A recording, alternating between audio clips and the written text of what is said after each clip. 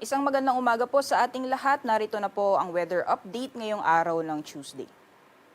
So based po sa ating latest na satellite image, kung makikita po natin, meron po tayo namamataan ng mga cloud clusters more on dito sa may southeastern portion ng Mindanao. So itong mga cloud clusters na ito, although wala naman po tayong binabantayan na low pressure area, ay mostly makaka-apekto dito sa may southern portion ng Mindanao. Unti-unti po yung kikilos hanggang maapektuhan din po yung ibang bahagi ng Bangsamoro or BARMM. Samantalang easterlies pa rin po ay patuloy nakaka-apekto sa malaking bahagi ng ating bansa, kaya asahan din po natin possible po na makakaranas ng mga pag-ulan yung eastern portions ng Bicol region pati na rin ng Kabisayaan.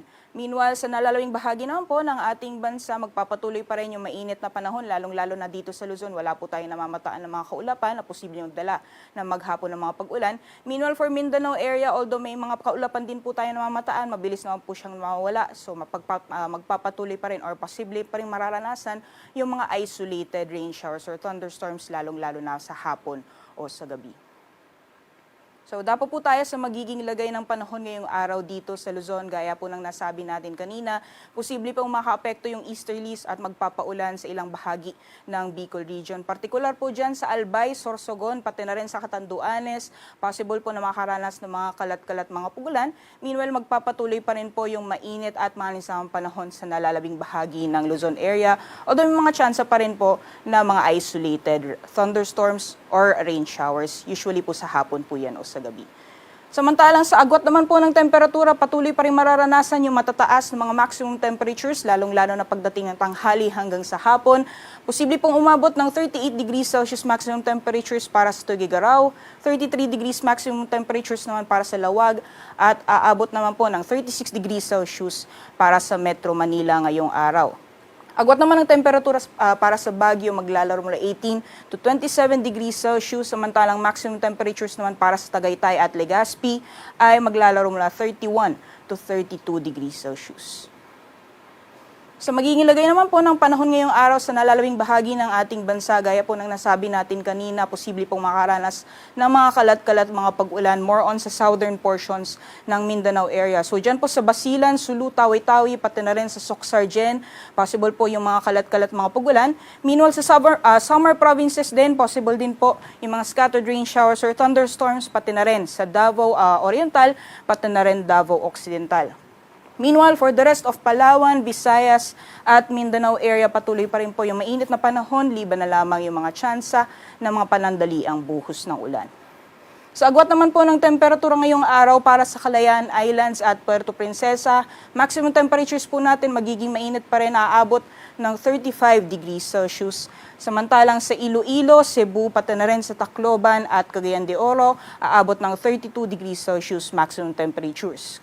Agwat po ng temperatura para sa Davao ngayong araw, maglalaro mula 26 to 33 at sa Zamboanga naman ay maglalaro mula 26 to 34 degrees Celsius.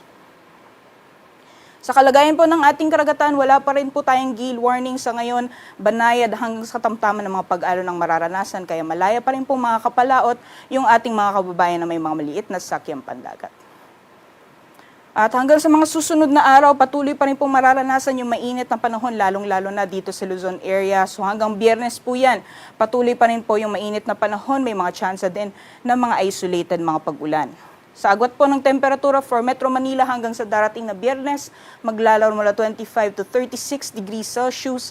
Sa Baguio City naman nasa 17 to 27 at sa Legazpi ay maglalaro mula 26 to 33 degrees Celsius. Gayon din ang magiging lagay ng panahon sa Visayas. So wala po tayong inaasahan na maghapon ng mga pag-ulan hanggang sa darating na Biyernes. So patuloy pa rin po yung mainit na panahon. Yung mga temperatura naman po maglalaro mula 26 to 33 degrees Celsius for Metro Cebu, Iloilo at Tacloban City. Gayon din sa magiging lagay ng panahon sa mga piling syudad dito sa Mindanao for Metro Davao, Cagayan de Oro at Zamboanga. Hanggang sa darating na Biyernes ay patuloy pa rin po yung mainit at malinsamang panahon, liban na lamang yung mga tsansang isolated na mga pag-ulan. At para naman sa agwat ng temperatura, sa Metro Davao maglalaro mula 25 to 33 degrees Celsius. Gayon din sa Cagayan de Oro at sa Zamboanga naman ay maglalaro mula 24 to 34 degrees Celsius. Kaya asahan pa rin po natin magpapatuloy yung mainit na panahon sa malaking bahagi po ng ating bansa sa mga susunod na araw. Kaya patuloy po yung paalala natin. As much as possible po, iwasan po natin yung mga outdoor activities at magbaon po tayo ng tubig at ng payong. Ngayong umaga, si Haring Araw ay sisikat ng 5:38 a.m. at lulubog mamayang 6:11 p.m. Para sa karagdagang impormasyon, bisitahin lamang po ang aming social media accounts at ang aming website. At yan lamang pong latest mula dito sa Pag-asa Weather Forecasting Center. Ako po si Rhea Torres. Magandang umaga po sa ating lahat. Ingat po tayong lahat.